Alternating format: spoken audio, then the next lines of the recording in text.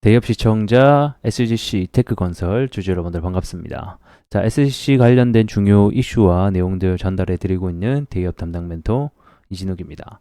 자, 지금 현재 이테크건설이 이 상호명을 바꿨습니다. 이번 주주총회에서 SGC ENC로 지금 현재 사명을 변경하기로 확정을 했죠. 그래서 어떤 일이 지금 벌어지고 있는 건지, 최근에 이 건설사들이 이 디벨로퍼로 변모를 하고 있습니다.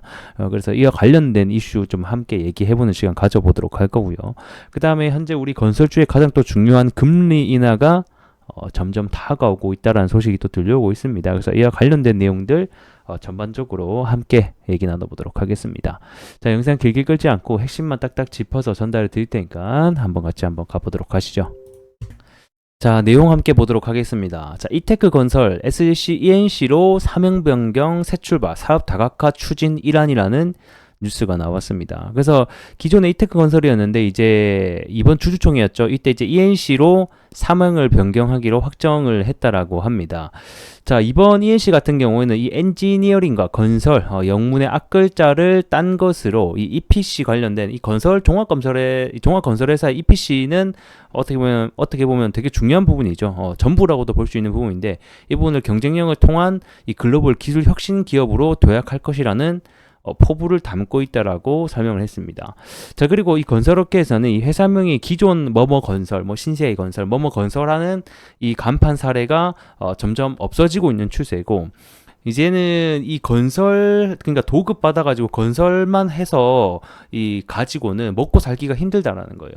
그래서 이제는 EPC라든가 뭐 ESG, 뭐 트렌드에 맞춰서 사업 다각화를 통한 이 수익 구조를 조금 개편해 나가겠다라는 게 주된 내용입니다. 그래서 내용을 보게 되면 이 건설업이나 주택 사업만으로는 생존이 어려워지다 보니까 이 개발 운영까지 도맡아서 하는 이 디벨로퍼 사업부까지 지금 이제 맡아서 다변화를 할 것이다라고 나와 있죠. 그래서 이 디벨로퍼라고 하는 게 뭐냐면 이 기본적으로 건설은 여러분들도 아시겠지만 이 시행사, 그러니까 땅을 사서 뭐 설계하고 뭐 어떻게 할 건지 추진하는 회사가 따로 있고요.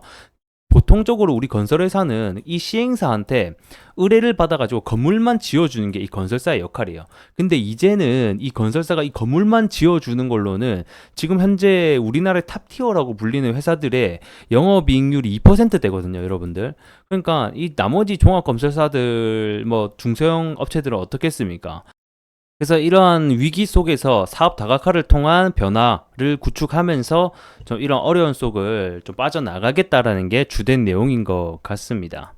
그래서 뉴스를 하나 더 보게 되면 이 디벨로퍼로 변모하는 건설사들 시공만으로는 먹고 살기 힘들다라는 뉴스가 있죠. 자, 그동안 보게 되면 자, 시공권을 따내는 등 도급 위주로 사업을 진행하던 대형 건설사, 이게 제가 아까 말씀드린 도급 위주, 그러니까 건물만 지어주는 거예요. 이게 보통 건설사들이 하는 행위라고 볼 수 있는데 이제는 이게 아니라 직접 개발에 뛰어들겠다. 이게 바로 디벨로퍼입니다. 그래서 부지 확보하고 시행까지 총괄하는 이 디벨로퍼를 감당을 하겠다는 거죠. 근데 이게 뭐 당연히 하이리스크 하이리턴이라고 해서 잘 되면 그만큼 수익률과 이익률이 개선이 되는 거고 더 많이 남는 거고, 뭐 만약에 또 잘 안 되고 미분양 나고 이렇게 되면 뭐 물론 그에 대한 리스크를 더 가져야 되는 부분들도 있습니다. 그래서 대부분의 회사들이 계속해서 이렇게 변모를 해 나가고 있다라는 소식이고, 지금 그 타 건설사, 그러니까 뭐 우리나라 현대건설이라든가 삼성물산 뭐 등등등 해서 특히 뭐 롯데건설도 보게 되면 이 디벨로퍼 사업을 확장하기 위해서 계속해서 뭐 협약을 맺고 가입을 하고 뭐 이렇게 하고 있는 지금 단계이거든요. 그러면서 이 이테크건설도 상호명까지 변경하게 되면서 이제 사업 다각화를 계속해서 나간다라고 보시면 됩니다.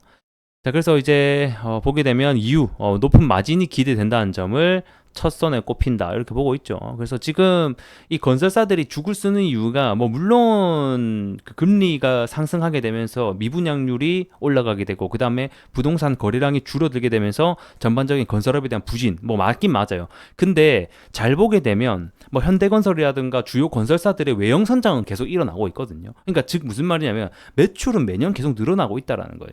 근데 중요한 건 주가가 못 간다는 거예요. 왜? 지금 그 원가율이라고 하는 게, 즉 마진이 너무 많이 안 난다는 거예요. 그래서 마진이 떨어지고 영업이익률이 낮다 보니까 그 주가가 못 가게 되는 상황이 발생하고 있는데, 이거를 탈피할 수 있는 게 그 중에 하나가 바로 이 디벨로퍼가 되겠다. 자, 그래서 내용 마저 볼게요. 그래서 단순 도급 사업은 수익성에 한계가 있다. 이 개발 사업 같은 경우는 뭐 당연히 위험 부담이 있겠지만 만약에 성공하게 되면 수익률 높고 그 다음에 보게 되면 뭐 진행하는데 용이하다 뭐 이런 내용들이에요. 그래서 지금 현재 대형 건설사들도 이런 식으로 계속 옮겨가고 있고 이 중소형 건설사들도 대부분 사업 다각화를 시도를 하고 있는 중입니다. 이렇게 영업이익률 마진율이 떨어질 때는 보통 대형 건설사들은 해외로 수주를 많이 돌려요. 그래서 뭐 해외 뭐 핸들건설 같은 경우는 최근에 원전 또 갖고 왔죠.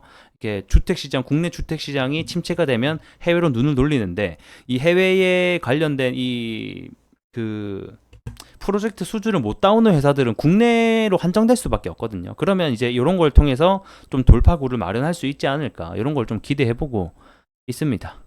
자, 그리고 마지막 뉴스입니다. 다들 보셨을 거라고 생각이 듭니다. 현재 금리 인하가 올해 3차례 정도 인하할 것이라고 지금 전망이 되고 있는데 뭐 물론 금리가 인하되려면 물가가 좀 잡혀야 되고 뭐 생각해야 되는 부분들이 많아요. 유가라던가. 근데 어쨌든 간에 이 금리 인하가 된다라는 것 자체만으로도 이 건설사에 대한 기대감을 다시 한 번 더 불어넣을 수 있는 좀 중요한 요소들이다 보니까 좀 기대가 되고 있습니다. 제가 봤을 때 올해 또 하반기 11월 달에 미국 대선이 있기 때문에 아무래도 표심을 생각한다라고 하면 금리 인하를 못해도 한 번은 하지 않겠나 이렇게 좀 보고 있거든요. 그래서 금리 인하가 뭐 물론 많은 포인트를 할 것 같진 않아요. 0.25 정도로 할 것으로 예상이 되고 있는데 뭐 어쨌든 간에 이렇게 좀 금리 인하 해준다라고 하면 이 건설주에게는 당연히 호재로 적용을 할 수가 있겠고 현재 주가가 많이 떨어져 있는 상황 속에서 이러한 부분들은 반드시 분명히 호재가 될 것이라고 보고 있습니다.